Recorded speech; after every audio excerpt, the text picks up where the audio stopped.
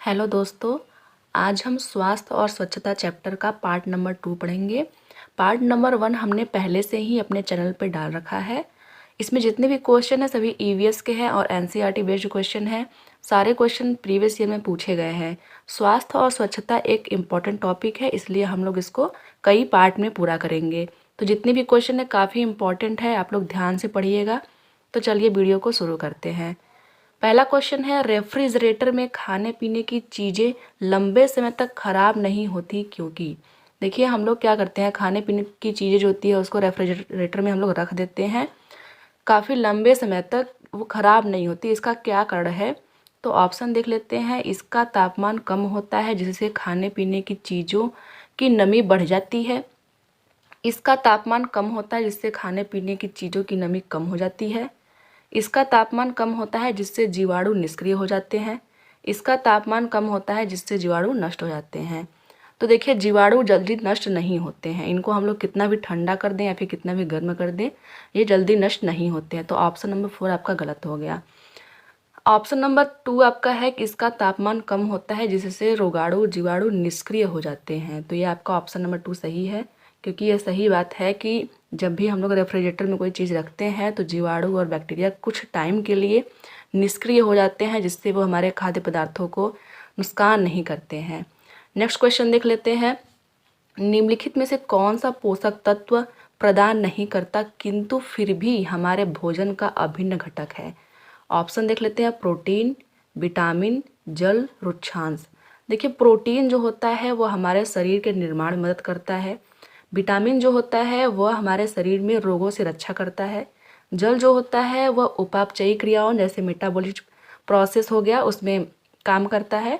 लेकिन जो रुक्षांश है, रुक्षांश हमारे भोजन का एक अभिन्न घटक है। इससे हमें कोई पोषक तत्व तो प्राप्त नहीं होता है, लेकिन यह भोजन को हमारे शरीर से बाहर निकालने में सहायता करता है, इसलिए इसका ऑप्शन नंबर 4 सही हो जाएगा। नेक्स्ट क्वेश्चन देख लेते हैं। रोनाल्ड रास किससे संबंधित है? रोनाल्ड रास एक साइंटिस्ट का नाम है। उन्होंने किस चीज़ को खोजा हुआ है हम उसकी बात करेंगे। पहला ऑप्शन है दूध का पाश्चुरीकरण। देखिए जो दूध का पाश्चुरीकरण है उसकी जो खोज किया था उसको लुई पाश्चर ने किया था, इसलिए इसका ऑप्शन नंबर पहला गलत हो गया। दूसरा ऑप्शन है चेचक का टीका। तो देखिए जो चेचक का टीका है उसको एडवर्ड जेनर नामक वैज्ञानिक ने खोजा था, इसलिए आपका ऑप्शन नंबर 2 भी गलत हो जाएगा। तीसरा है पोलियो का टीका। जो पोलियो का टीका है उसको साल्क नामक वैज्ञानिक ने खोजा हुआ था, इसलिए ऑप्शन नंबर 3 भी आपका गलत है। ऑप्शन नंबर 4 है मलेरिया परजीवी की खोज। तो ऑप्शन नंबर 4 आपका सही है। रोनाल्ड रॉस जो है वो मलेरिया परजीवी की खोज किए हुए हैं। आपको चारों ऑप्शन को ध्यान से पढ़ना है और चारों साइंटिस्ट का नाम नोट कर लेना है, क्योंकि चारों जो साइंटिस्ट हैं वो काफ़ी इंपॉर्टेंट हो जाते हैं ईवीएस के क्वेश्चन में।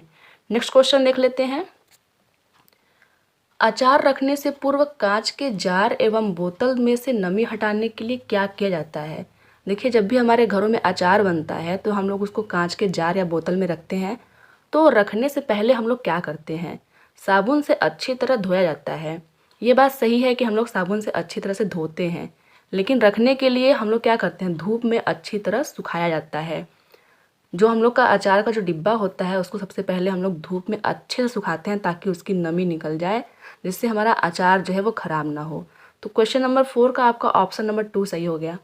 कुछ लोग क्वेश्चन नंबर जो 4 है उसका ऑप्शन नंबर 3 भी सही करने की कोशिश करेंगे, क्योंकि अच्छी तरह से गर्म किया जाता है। देखिए गर्म नहीं करते हैं कभी भी, जो बोतल या फिर जो जार हमारा होता है उसको गर्म नहीं करते हैं, हमेशा धूप में अच्छी तरह से सुखाते हैं। तो क्वेश्चन नंबर 4 का ऑप्शन नंबर 2 ही सही होगा। नेक्स्ट क्वेश्चन देख लेते हैं। क्वेश्चन नंबर 5 है, आलू प्याज लहसुन को संरक्षित रखने के लिए सबसे उत्तम तरीका है। तो देखिए हम लोग क्या करते हैं, घरों में आलू प्याज लहसुन को काफ़ी लॉन्ग टाइम के लिए हम लोग प्रिजर्व करके रखते हैं। तो कहाँ रखते हैं, रेफ्रिजरेटर में। फ्रिज में कोई जल्दी आलू प्याज लहसुन को नहीं रखता है। दूसरा है कपड़े में बांध कर। कपड़े में बांध कर रखेंगे फिर भी अगर नमी लग जाएगी तो वो ख़राब हो जाएगा। तो ऑप्शन नंबर 2 भी आपका गलत हो गया। ऑप्शन नंबर 3 है नमी रहित खुली जगह पर रखना।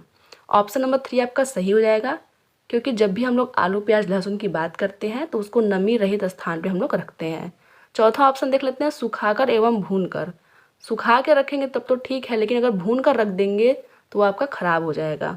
तो ऑप्शन नंबर 4 भी इस हिसाब से गलत हो गया। नेक्स्ट क्वेश्चन देख लेते हैं। क्वेश्चन नंबर 6 है, निम्नलिखित में से कौन सा परीक्षण HIV से प्रत्यक्ष रूप से संबंधित है। ये क्वेश्चन काफ़ी इंपॉर्टेंट है। ये देखिए आरटेट में पूछा हुआ है, लेकिन ये सीटेट में काफ़ी बार ये पूछा गया है।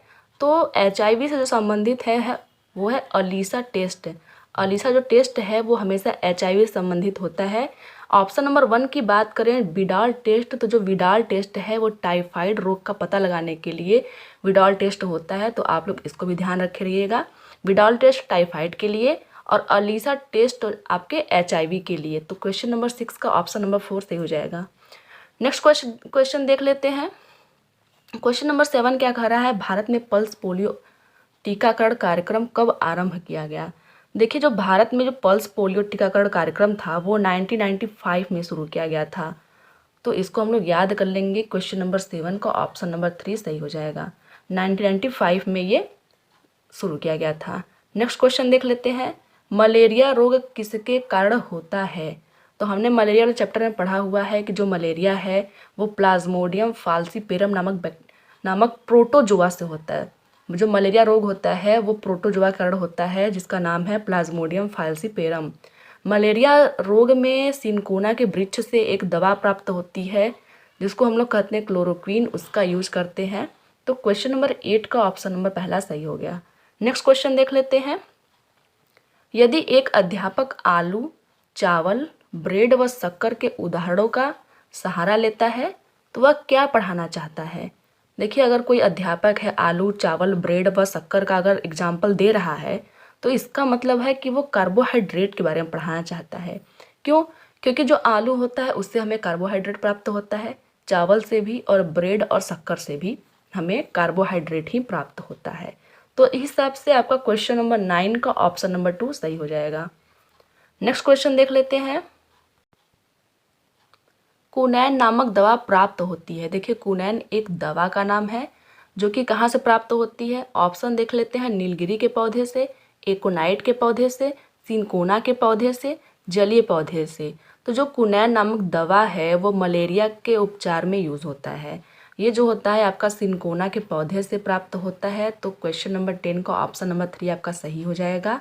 यह मलेरिया वाले चैप्टर में हम लोगों ने काफ़ी अच्छे से पढ़ा हुआ है कि सिनकोना वृक्ष से कुनैन नामक दवा प्राप्त होती है जो कि मलेरिया के उपचार में यूज़ होता है। क्वेश्चन नंबर 11 देख लेते हैं। क्वेश्चन नंबर 11 है, दूध का पाश्चुरीकरण कैसे किया जाता है। देखिए क्वेश्चन बहुत ही इम्पॉर्टेंट है। ये क्वेश्चन सीटेट 2014 में पूछा गया है। 2014 के बाद ये क्वेश्चन लगातार पूछे जा रहे हैं। तो हम लोग इसका ऑप्शन देख लेते हैं, 100 डिग्री सेंटीग्रेड पर 15 मिनट तक। देखिए हम लोग जब भी दूध का पाश्चुरीकरण करते हैं तो कभी भी 100 डिग्री सेंटीग्रेड पे दूध को गर्म नहीं करते हैं। तो आपका ऑप्शन नंबर पहला गलत हो गया। और दूसरा ऑप्शन देख लेते हैं 100 डिग्री सेंटीग्रेड पे। देखिए 100 डिग्री सेंटीग्रेड पे तो गर्म करना ही नहीं, तो इसका ऑप्शन नंबर 2 भी गलत हो गया। ऑप्शन नंबर 3 देख लेते हैं, 71 डिग्री सेंटीग्रेड पर 15 मिनट तक। देखिए यहाँ थोड़ा सा बारीक अंतर ये है कि 71 डिग्री सेंटीग्रेड पे गर्म तो करते हैं लेकिन 15 मिनट तक गर्म नहीं करते हैं, 15 सेकेंड तक गर्म करते हैं। इसलिए आपका ऑप्शन नंबर 3 भी गलत हो गया। ऑप्शन नंबर 4 देख लेते हैं, 71 डिग्री सेंटीग्रेड पे 15 सेकेंड तक गर्म करते हैं या 62 डिग्री सेंटीग्रेड पर 32 मिनट तक। यहाँ पहले वाले में जब 71 करेंगे हम लोग तो सेकेंड यहाँ करेंगे 15 सेकेंड, और 62 डिग्री जब हम लोग करेंगे तो यहाँ 32 मिनट करेंगे। ये आप लोग थोड़ा ध्यान से देख लीजिएगा। तो क्वेश्चन नंबर 11 का ऑप्शन नंबर 4 सही हो गया। ये क्वेश्चन काफ़ी इंपॉर्टेंट है, इसको ध्यान से पढ़िएगा।